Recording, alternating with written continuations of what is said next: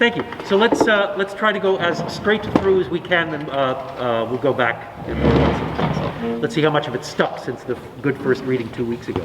Good. So first, seconds, violas, good entry. Make sure you come back to that after that diminuendo. La da da, dee dee dee, ta da da, and then take it again. In fact, even a little more the second time. Over the course of rehearsals, we had a lot of feedback from Adam, our music director, on how he wants each piece to sound, details here and there, and things to watch out for. So for me as a string player, I know what to do with my instrument, but how about the others? So I paid Jack a visit over in the back to see what he does, some of the techniques that he has at his disposal, and some of the fun quirks about the timpani. So let's go talk to Jack. So I'm here with our timpanist, Jack Reed. He's been with us for quite some time. And he's just going to walk us through the timpani because it's not as simple as it seems. It's not just something you bang on. It's actually pretty complex. So tell us how you play this thing. All right. So, well, first thing you got to do is tune it up. So the way that you tune the instrument is you have this pedal down here on the bottom, and you use your foot to kind of adjust it up and down. And as you adjust up, this rim on the timpani will go down a little bit, and it'll make the head that much more add some tension to the head, and it makes the sound that it makes a little bit higher. I can demonstrate. So kind of low, and then as you go up, you get the sound go up. And that's just from stepping on that pedal. And you can get some pretty cool effects with it too. Very rarely will composers actually write anything like this, but we have one in the concert where you've got like you roll in like a high G up here, and then you come down all the way to the bottom of the drum. Oh, cool. What piece do you when you do that one? I forget the name of it. When we were just playing, the Odyssey. Gotcha. And so to help out with that, I don't actually have perfect pitch. I'm not very good at that at all at ear training. So they have these little devices on the side of it that let you slide, and you can mark where on the drum that pitch is, and then as you adjust the pedal, you've got this little needle that moves along with it. So that shows you what pitch it is. Oh, that's neat. Okay. So you can pre-tune it, and then that tells you where it was before. Exactly. So that's what I'll do before the concert starts. Is I'll go and I'll just make sure all these gauges are in the right place, and then I don't have to think about it whenever we're there on the concert. That's awesome. All right. So Adam gives us some pretty colorful instructions. Like sometimes he gives us a story. Sometimes he tells us like play it like it's shimmering glass on water, and it's like.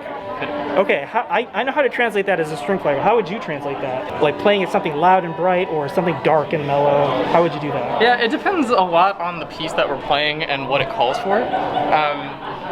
Generally, you'll use a different mallet. So I have them sort of arranged in order of softest to hardest. So with the softest mallets, you can get a really even roll on them. You can hardly hear where one string starts and the next one ends. And then with these sort of top ones, you get a lot of attack on it, so it's really good for fast passage, where you have a lot of notes.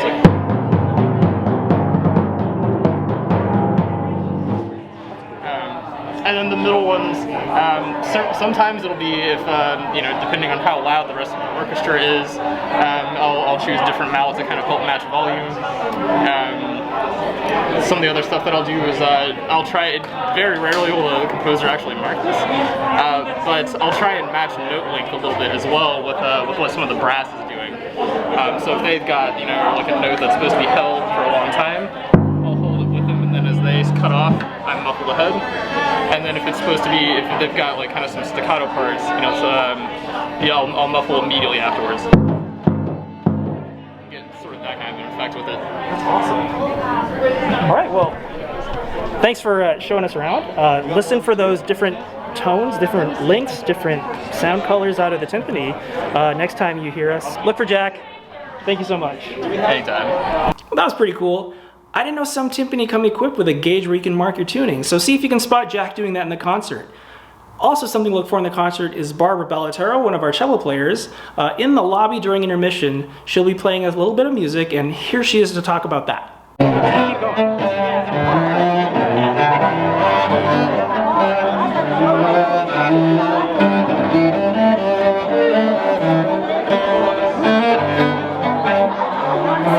Okay, we've just finished our rehearsal. I'm here with Barbara. She's going to do something very special this concert. During intermission, you're going to find her playing. You want to tell us more about what you're playing? Yeah, I'm playing a piece that was written in 2014 that, as far as I know, nobody in the Northwest has ever played around here or knows about. And it's written by an American composer who is 81 years old, still composing, and he's of African American descent. And it's called Draw the Theme and Variations on Draw the Sacred Circle Closer. And the theme is in the style of a spiritual. And it's got some lovely variations, the last of which is a ragtime, raucous kind of street parade type work. And it's for solo cello. This piece needs to be in the standard repertoire, I think, but it's only been around for 7 years. That's 7. It's amazing to believe that. Okay, yeah. Yeah, and I found out about this piece because I'm a Suzuki teacher trainer for cello. Right on. And we had a meeting a couple years ago and talked about how we might include music that reflects more of our culture in the United States with our students. And one of my colleagues, who's an African American cellist in Atlanta, suggested this piece. Said, "Hey, folks, this is a great piece. Why don't people play it?" Sure. And so I ordered it. And I learned it, and that's fantastic. It's a really cool piece. I really love it. The more I play it, the more I like it. Good. I also corresponded with the composer a bit about what he wanted here and there and everywhere, and he was kind of fun to talk to. Awesome. So, yeah. So those are some of the things we've been working on these past few weeks as we get ready for a season premiere. We're really excited. If you want to learn more about the pieces that we'll be playing, Adam made a video right here with our friend Cal Lewin, and please feel free to check that out. And if you do go to the concert, be sure to stick around to the end, come to the front and have a post-concert talk with Adam. Share some stories, hear some of the little things, ask questions, interact with Adam, have some fun. Just because the concert's done doesn't mean the fun's over. So feel free to stick around for that. We're so excited to see you.